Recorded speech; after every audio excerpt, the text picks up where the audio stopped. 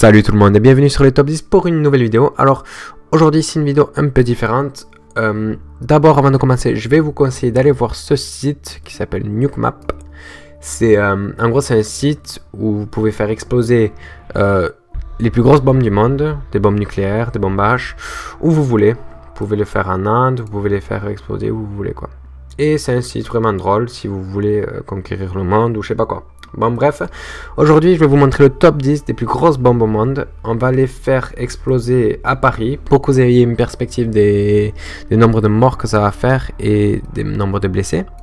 Donc là c'est Fatman, Nagasaki. Je vais juste vous dire, le cercle orange c'est le cercle, le boule de feu quoi, qui est vraiment le centre de l'explosion. Cercle rouge c'est la radiation très grave qui tue à 95% des gens. Cercle vert, radiation qui tue à 90% des gens. Et puis c'est de moins en moins grave selon les couches. Mais il y a quand même beaucoup de radiation autour, même si c'est pas marqué sur ça. Donc on va commencer avec la 10e bombe la plus puissante, c'est la B83. Ça a été créé dans les années 70 et c'est la plus grosse bombe détenue par les USA de nos jours. Donc regardez, si on fait exploser,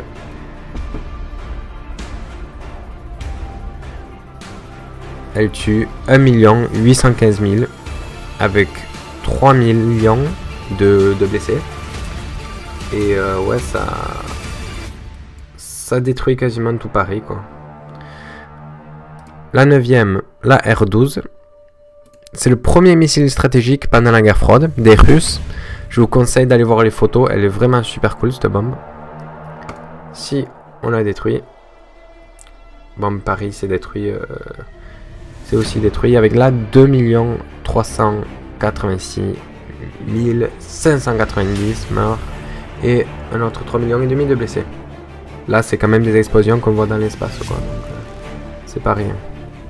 Si on va redescendre sur Paris, en 8e position c'est la première, je crois, oui, la première ICBM des Chinois. Elle a une force de 3,3 mégatonnes, c'est vraiment énorme.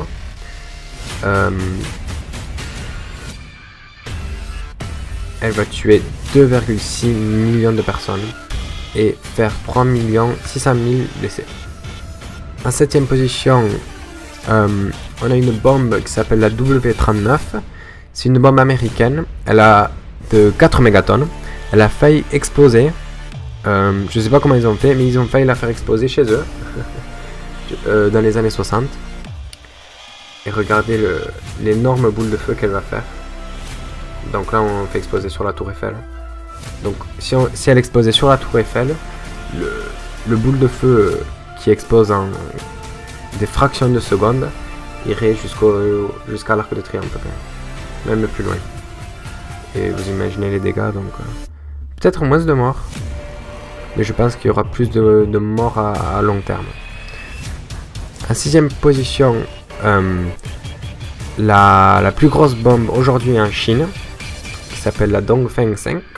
5 mégatonnes, c'est énorme. Alors si on la fait exploser à Paris, là vous voyez que ça agrandit de plus en plus les cercles et on voit vraiment là bien.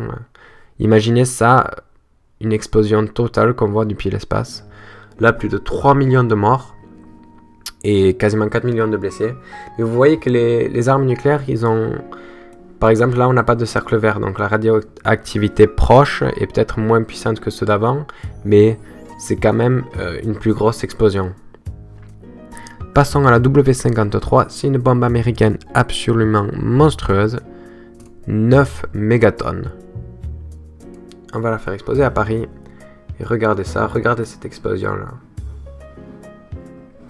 Quasiment 4 millions de morts et quasiment 4 millions de blessés encore. En 4e position, on a la 2e plus grosse bombe américaine de tous les temps, Ivy Mike. Alors là, c'est la première bombe qui dépasse les 10 mégatonnes. On va la faire exploser à Paris. Et regardez le boule de feu que ça va faire. Mais un peu moins de morts que celle d'avant. C'est surprenant. En 3e position, nous avons Castle Bravo. C'est la plus grosse bombe américaine de tous les temps, avec 15 mégatonnes. On va la faire exploser sur Paris. Et vous voyez comment le cercle s'agrandit. On est presque à 4 millions de morts là. Et c'est vraiment énorme quoi. Maintenant, en deuxième position, on a la plus grosse bombe qui a jamais explosé. C'est la Tsar Bomba, une bombe russe.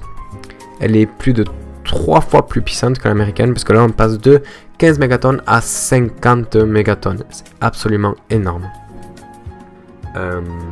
C'est juste le nombre de morts qui a augmenté. Je crois qu'on était à 3 millions et quelques là. Et là, on est passé à quasiment 7 millions de morts et 2,5 millions de blessés.